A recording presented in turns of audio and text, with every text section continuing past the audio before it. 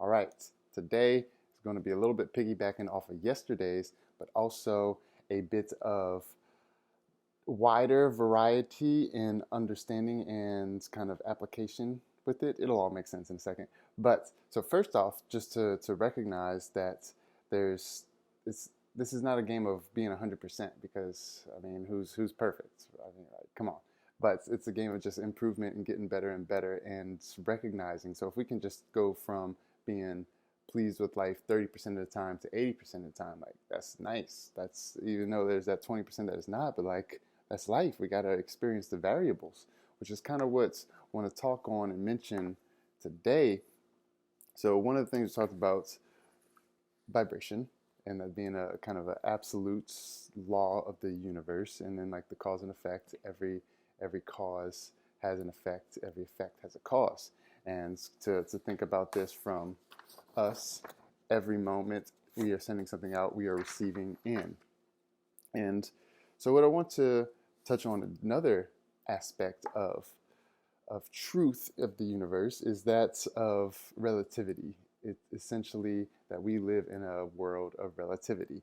We take things as either absolutes that are not absolutes, and rather there's a polarity in everything. So, for example, like temperature is one thing. Like we say, hot and cold are opposites, but if you look at a scale, so I'll just draw draw temperature. So let's say this is a thermometer, and we have hot, doing this backwards, hot up here, and cold down here.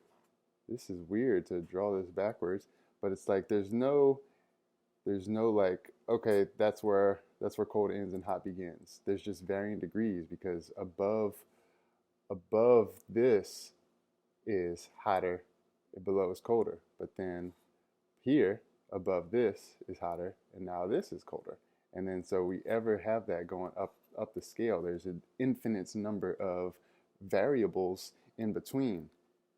And so what's the point of that, and to bring up, is that so we have this on, let's say it's another one. So let's say this is, I don't know, let's discipline. So you might say we want to say like I'm either disciplined or not, but like we act as if it's an absolute, but that's not the reality. It's not like to be 100% disciplined. Who is that? It's like I don't even know if there's Navy SEALs that are 100%, because that's just there's varying degrees. It's like maybe in some areas you have greater levels of discipline than other, but there's none that we are zero. There's nothing that we are nothing in. There's nothing that we are truly 100% in, because it is the same thing. Opposite ends of the same thing. And you may have heard, you may have, oh, excuse me.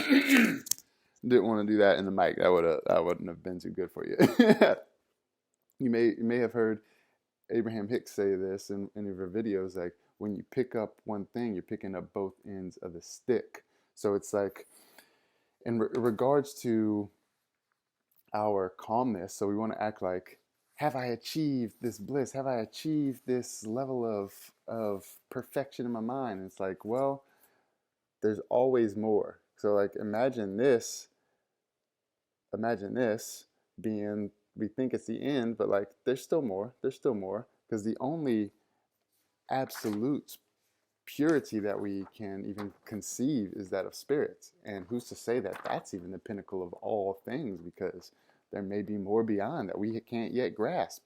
So the point of this, and wanting to talk on and really kind of tie in, is that so whenever we think, when we're feeling down, we're feeling low, we're like, let's call this our moods. Let's just say this is the happiness, kind of the same thing where the little squiggly line, you remember that? Yeah, you remember that, little squigglies. So let's say like this is happiness, this is depression. So rather than saying I'm feeling this and I want to be this, but it's like, what are the degrees? What can I climb?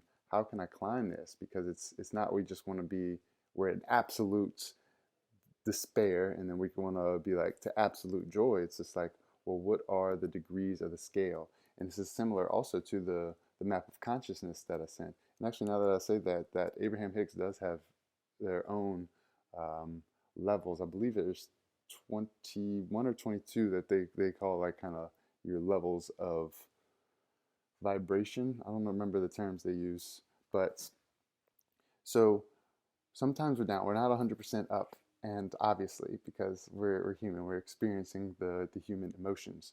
And so, what cause can we set into motion to allow us to rise along this scale? Because remember the law of polarity, and I guess I need to give more examples on this too, because hot and cold are two ends of the same thing, as I said with temperature. You can even say like sharpness, dullness, two ends of the same thing. um, Loud and quiet, two ends of the same thing, because every degree louder is louder than quieter, and it's just like varying degrees. So our emotions, kind of just imagine that and take every different category of emotion. So let's go fear to courage. So like those are varying degrees of the same thing. And we can even say that with like and dislike, and we can have that especially with ourselves. So it's not like you absolutely can't stand yourself, and then I mean, I guess some people can get to that, but you're not like that. And I guess in the same thing, there's rarely, if there's anyone that is completely 100% up here, like nothing, there's no improvements I want to make upon myself. Like I think that we naturally are going to ever want to expand and improve ourselves.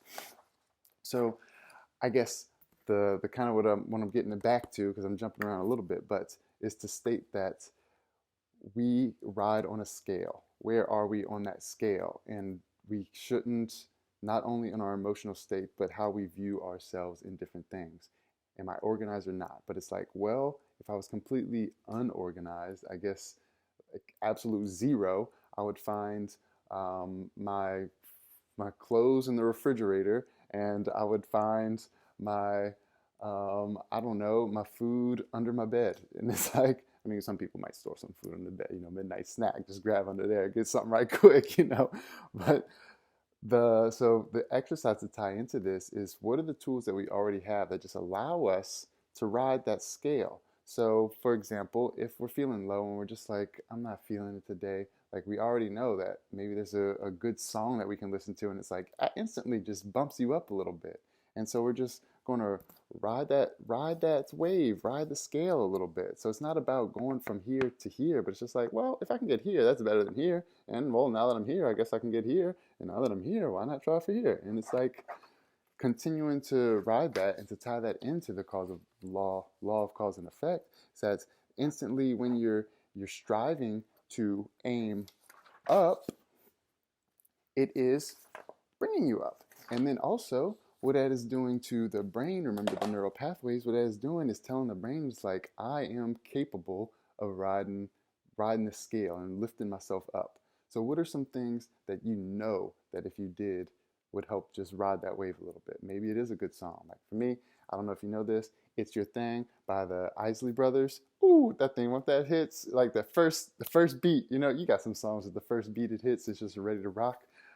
Maybe it's, if you go for a walk, you'll feel better. And that's kind of like because like we're supposed to be feeling our feet in the sand. We're supposed to be having the sunshine kiss us in the face. We're supposed to be having the wind hug us. We're supposed to be swaying with the trees a little bit. I don't just walk around like that, just swaying with the trees, but you could do it. Maybe try that today.